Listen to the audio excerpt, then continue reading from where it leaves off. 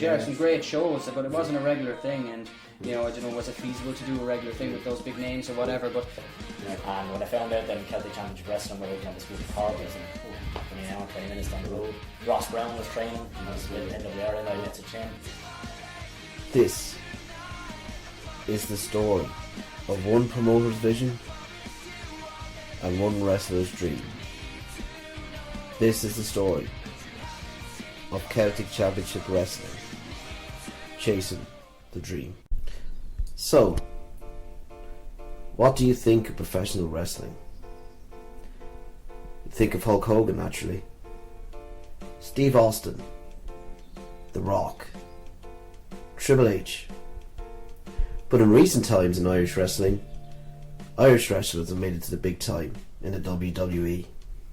Sheamus, Becky Lynch, Finn Balor, and even Fit Finlay before that. I went to Celtic Championship Wrestling in Cork City to see what the next potential future superstars are at. And I'm especially concentrating on a person who is also from Waterford City, like I am, Darren Xavier Burns. I also got to interview Marion Armstrong, and the CCW champion Ricky Combat. I also talked to the owner Lee Callahan. His dream, since he started the promotion a couple of years ago, has seen CCW slowly increase in popularity, and in their first show in 2016 in Ballyvahan Community Centre in County Cork. I first asked Lee how he started Celtic Championship Wrestling. Saw a gap in the market. There hadn't been wrestling in Cork for a long time. And in Probably since the IWW days, probably did. Yeah, it was actually Irish Whip that I promoted those two shows back in 2009. Okay. And I guess then I kind of saw other companies. There was a few companies in Dublin as well I went to see, and I liked some of the talent, and I was really surprised with how much of an actual scene there was. We had fantastic wrestlers, Fergal Devitt, Paul Tracy, even going back to Sheamus, all those guys, Bingo Balance, there's just so many great wrestlers, Joe Cabray, there's a list goes on, Paul Tracy, if I haven't mentioned him, just so many great wrestlers, and I just from there kind of decided, this could be something that might interest the fans of Cork, because I know there was a couple of shows back in the day in Cork, in Neptune Stadium and stuff like that, but it was very sporadic. You might have one show where Bret Hart and Sabu were there, and then you won't see another show for 4 years. That's the American the American Wrestling Rampage, some great shows, but it wasn't a regular thing, and I don't know, was it feasible to do a regular thing with those big names or whatever, but I decided back in 2012 to, promote a show as a tester, just to see what was happening. I actually rented the ring from another promotion, brought down the who's who of Irish wrestling, and it was very well taken to by the Cork people. And from there I promoted another show, and I promoted another show. Then I bought my own ring, and I promoted another show and another show and another show, and here we are almost 4 years later. So it just, I suppose it's like anything, it's almost like an addiction really, once you get really into it. And I think for me, like I always wanted to be a wrestler, like I said, going back to the start there, and it just wasn't feasible. I did a few camps and stuff back in the day, but it just wasn't feasible for me to travel to Dublin or to Bray every single week. And then finally as well, we actually set up our own school, and that's been running over 2 years now. We've got some great talents coming out of the school, and that's when I really got into it, because there's not a week that I don't train, and I just love it. I really love it. I then asked Darren, Ricky and Marion how they started watching professional wrestling. At a very early age. My grandfather introduced me to wrestling, World of Sport, massive World of Sport. Wow. So him and my grandmother, I actually went to some of the shows over in the UK.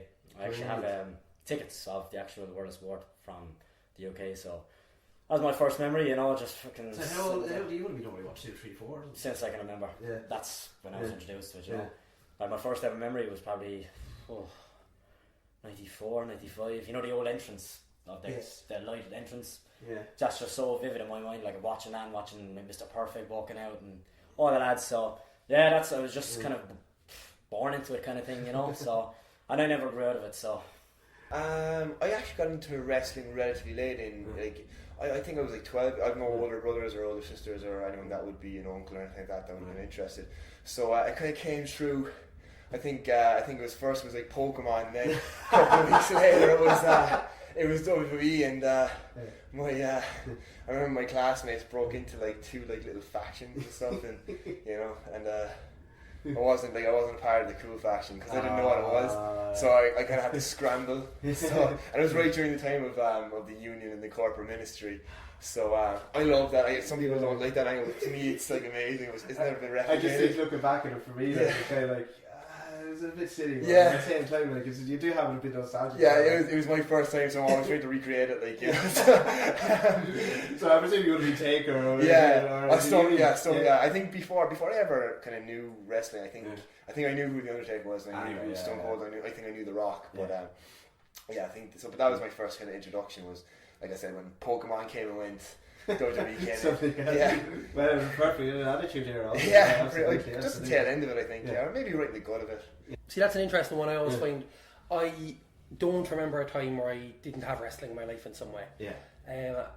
My mother says I was about 2, roughly, when she just caught me staring at the telly when wrestling was on probably Sky 1 at the time, when like WWF Superstars was on her live or whatever it was at the time, and I'd watch that for hours, and as she'd say, it's the only way that I'd shut up is when I was watching that. And from there I kind of, obviously as you grow up you start to develop more of an interest, you start to follow it a little bit more.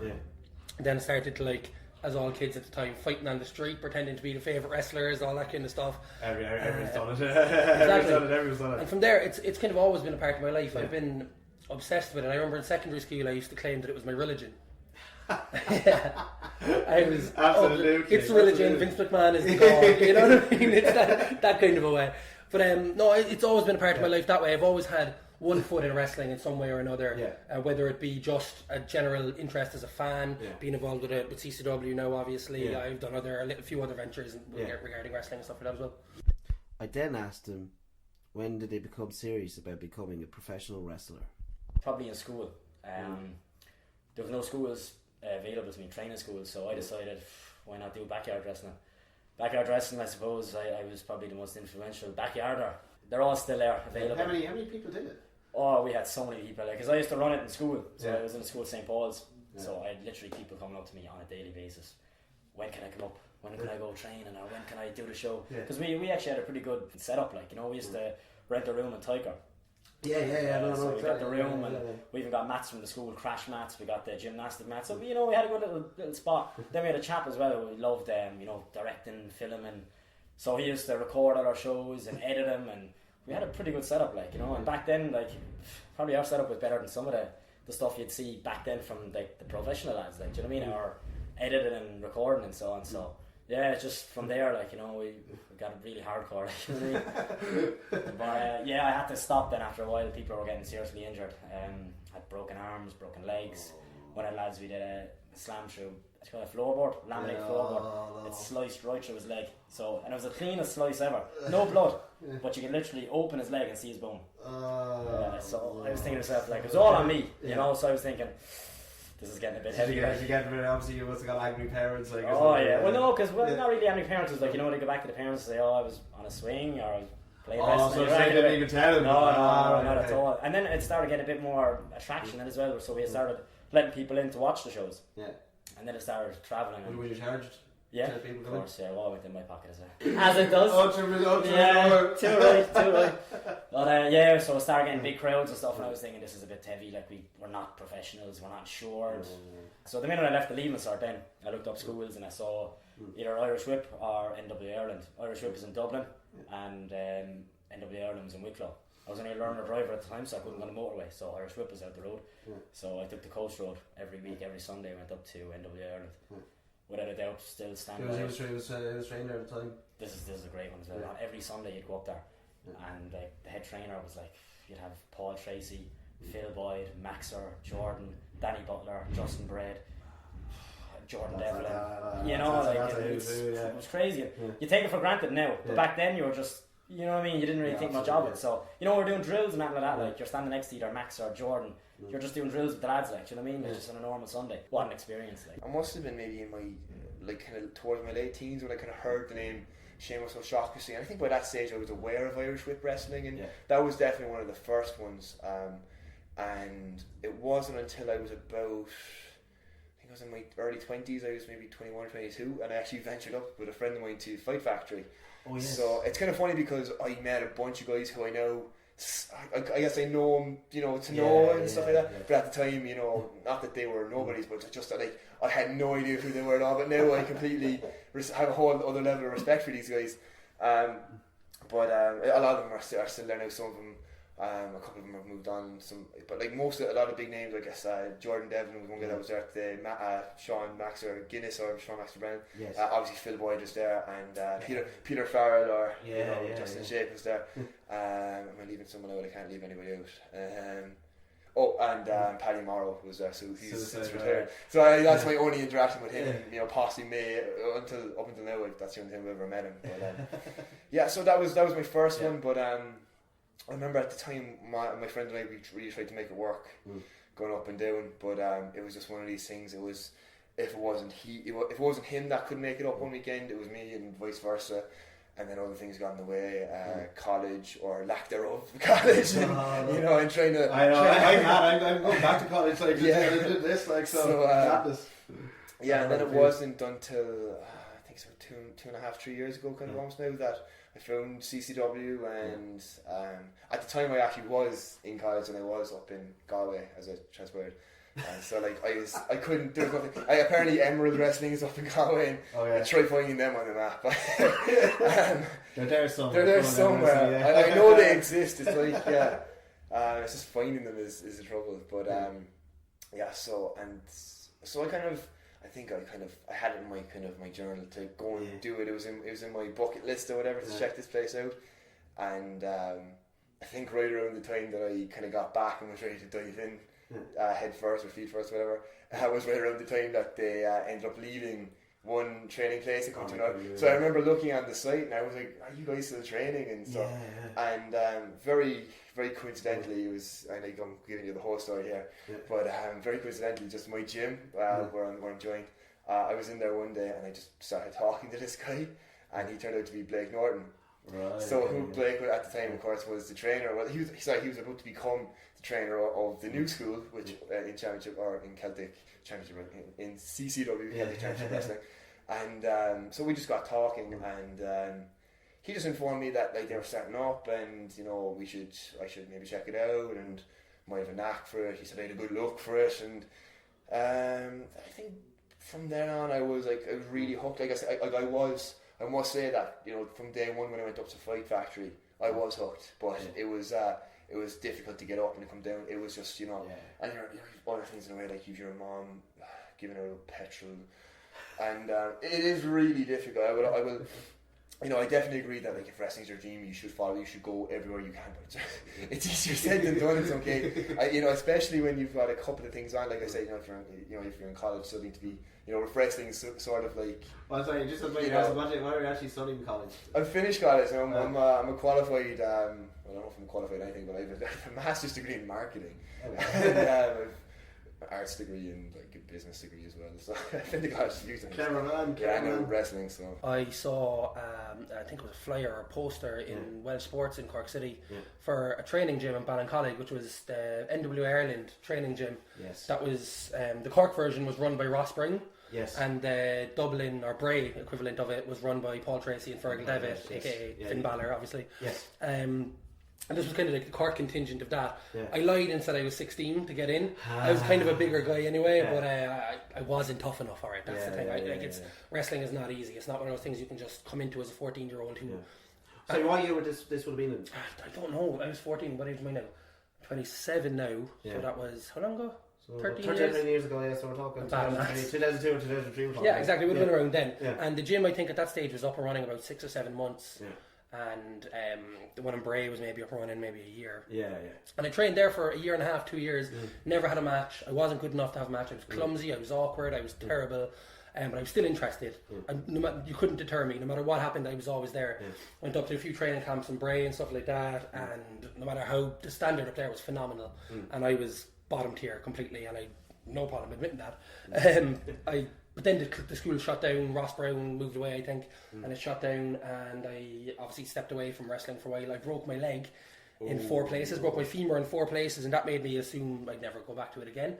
And I didn't assume I would until CCW started up. Yes. When CCW started up, I heard about it. I think there were 3 shows in, maybe 2 shows in, and I contacted Lee Cahalan, who's the chairman, and I contacted him about. I'm a professional actor in my real life job, and I contacted him about maybe filling in as a manager or as a ring announcer or something like that, and I ended up taking over as a ring announcer. I've always been fascinated about how a wrestling promotion prepares for a major show. I asked the wrestlers and Lee, who's a promoter and a wrestler, how they prepare for Fight Week. Fight Week, I think the only real major difference for me for Fight Week is probably getting slightly less sleep, because I find it very hard to shut off, and then I'm always thinking about you know plans that I want to do in the match, or because I'm a real big. I mean, you might not. It's one of the things you might not know it from watching it, but I'm really into the idea of the story behind it all, and why this would happen and why that would happen, and so I'm always thinking, on some subliminal level, if I do this, what does that mean, or what's the best way for me to go this way? If I'm the good guy, can I do that, or vice versa, and so forth. So definitely getting a little bit of less sleep. Fight Week is an interesting one. It differs depending on your opponent, really. Tomorrow I'm wrestling Bingo Balance for the CCW All-Star title. Yes. And for this match, we're going very much on a psychological standpoint on it. So it's trying to figure out what that's going to be.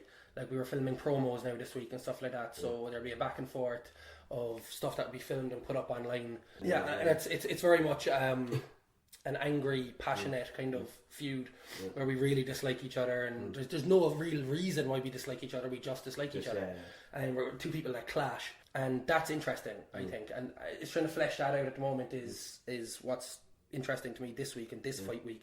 Other Fight Weeks might differ because depending on your opponent, you might have to train harder, you might have to get to the gym a little bit more and stuff like that. Obviously with Bingo, you can't take Bingo lightly. He's a phenomenal wrestler, wrestled some of the best wrestlers in the world, so I have to be on top of my game for that. So I'm in here training as much as I can now, bumping around, wrestling faster guys because he's a faster guy. And I'm a bigger guy, so I have to be able to match him for speed, you know what I mean? It's one of those things. Fight Week for me is gym, harder than ever. Dieting, which I find the hardest, you know what I mean? It is tough. Because presumably be working as well. Yeah, a full-time job as well, you know what I mean? So trying to get the gym, the job, and the diet, and everything all in, and Fight Week, it can be nerve-wracking as well, especially when you're working with lads that you've never worked with. For an example, I'm working out tomorrow with Swiss guys, you know what I mean? Never worked with them before, so, it's kind of an excited kind of nervousness, you know what I mean? So it's just like it's all you think about all week, like, do you know what I mean? And so then of course things like getting your tan. I don't do a fake tan. I go on the sunbeds, roast myself. I haven't actually shaved my chest or armpits since October, so I had a bit of a problem this week. I decided to get hair removal cream.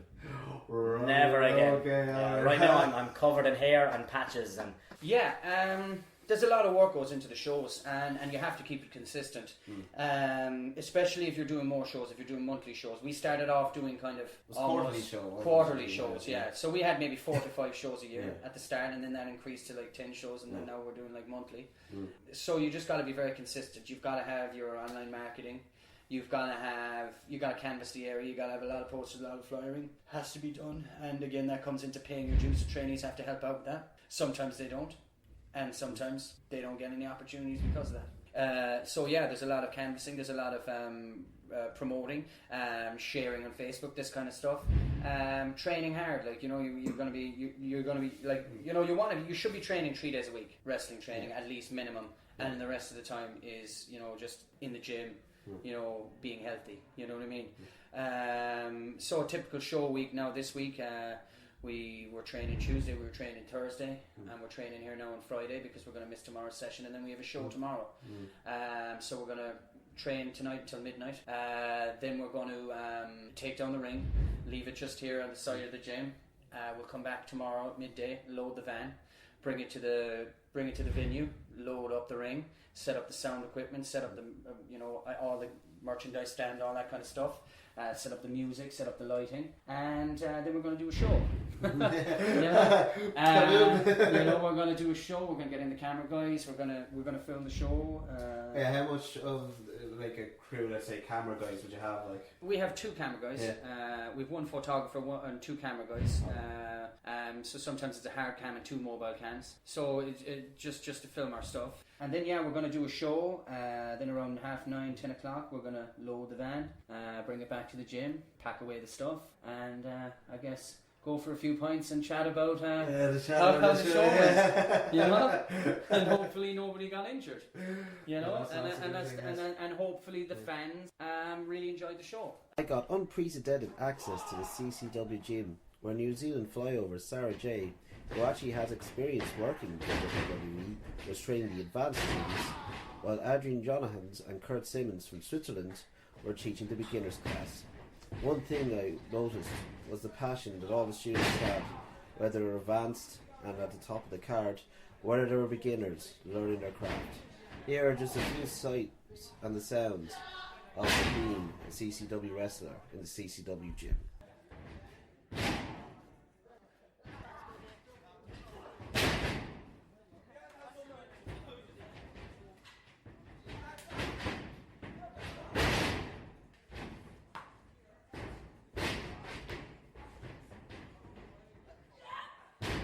Today was show day, and Xavier was tagging with Adrian Jonathan's of Heel Group The Establishment against Carl Bryan and Kurt Simmons. In the middle of the card, Marion was about to have a CCW All-Star Championship shot against Bingo Balance, and Ricky Combat was in the main event defending his CCW Heavyweight Championship against Lycan.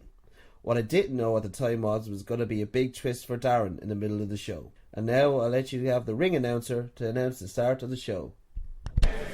Ladies and gentlemen, welcome to Celtic Championship Wrestling's first show of 2016.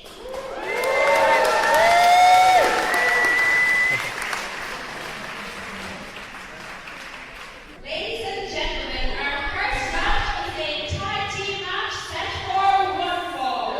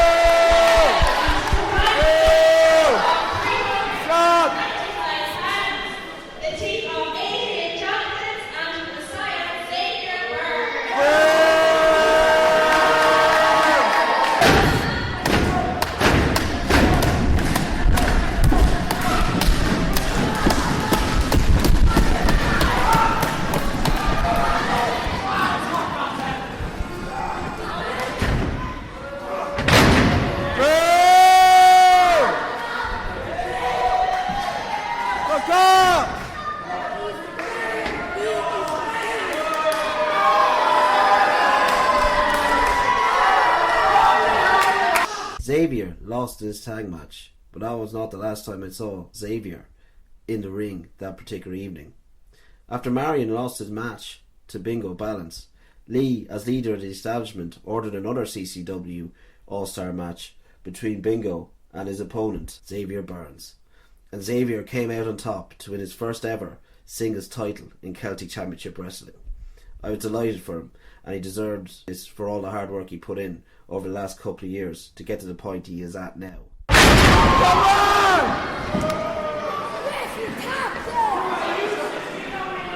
on, yo! Come on! Get go! Get go! Yeah!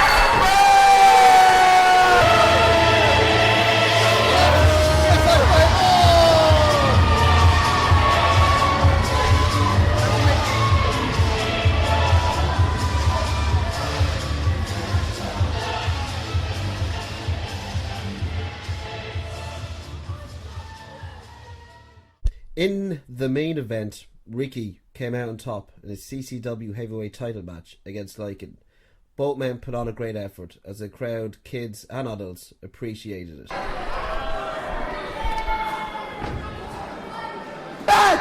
No! Lift him up!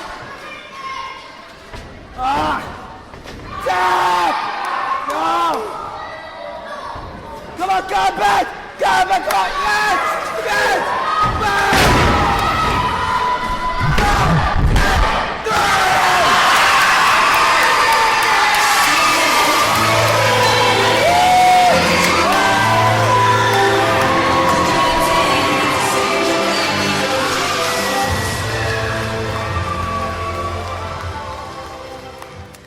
In the aftermath, I caught up with Darren and his representative Tony Kelly as they boasted about Darren's first singles title as a CCW All-Star Champion.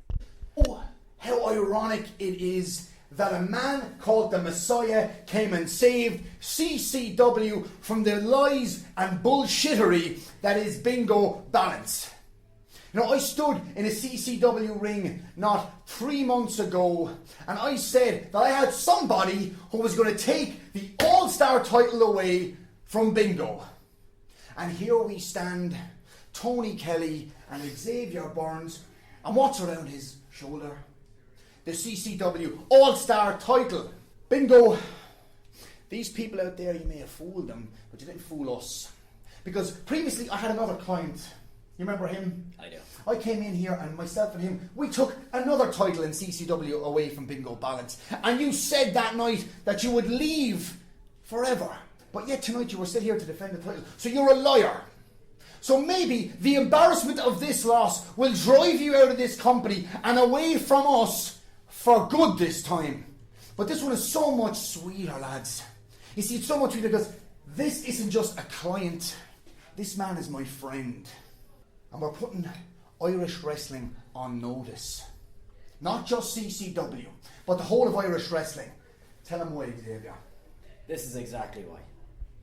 Not only is the CCW locker room on notice, the entire Irish professional wrestling scene is on notice. I'm issuing a challenge to anybody and everybody. Come step in the ring with Xavier Burns. I also caught up with Lee afterwards as he wrestled his own match in the show and how he thought the show went. Well, it's been an hour since my match, so you can imagine that if I'm still taking off my gear, that it was a hard-fought battle. And that's actually no stretch of the imagination, because I actually went in with a busted ankle in the match. Had to tape up my ankle before the match. And did a bit of a dive in the match, which didn't go according to plan, and I ended up somersaulting from the ring to the floor. So now my back is injured now as well. Did the show meet up to my expectations? Yeah. I mean, look, I think I said it to you already, Keith. I mean, we're drawing some good crowds, and tonight we proved that. Another solid crowd. The fans are very invested in the product, and that's all that matters to me. It's great to see the familiar faces, the guys that we work with here in CCW. Guys coming over down from Dublin. Our own guys from the academy. The wrestlers we bring in from the other countries as well. So it's great to, I suppose, socialise with them as well, and I suppose enjoy together. I hope you enjoyed the show. I did. I did my best to put my body on the line for your entertainment anyway, and I will say this, you've probably pretty much written the last kind of 5-10 minutes of the documentary with Xavier Burns winning the belt. Yeah. That's pretty much single-handedly helps me no way. So you probably have booked my documentary. Fantastic. That's what it's all about. But Xavier Burns is a great wrestler. We have a lot of great wrestlers that are coming out of the academy now. Xavier's been a big enthusiast of wrestling for a long time, and it's good for him to get an opportunity and to be rewarded for his efforts. It's not just Xavier either. It's we have so many trainees. Marion Armstrong, Ricky Combat, Omega. I mean, they're all really. They've got a lot of potential, and I'm sure a lot of them are going to do a lot of big things. Xavier has chased his, and now is a singles champion. Lee Callahan is chasing his as promoter in the big time, and the wrestlers are all chasing theirs. And hopefully some of them will make it, and I think some of them will. But even if they don't, they're living their dream and living their passion of being a professional wrestler on the Irish wrestling circuit. This has been Celtic Championship Wrestling, Chasing the Dream.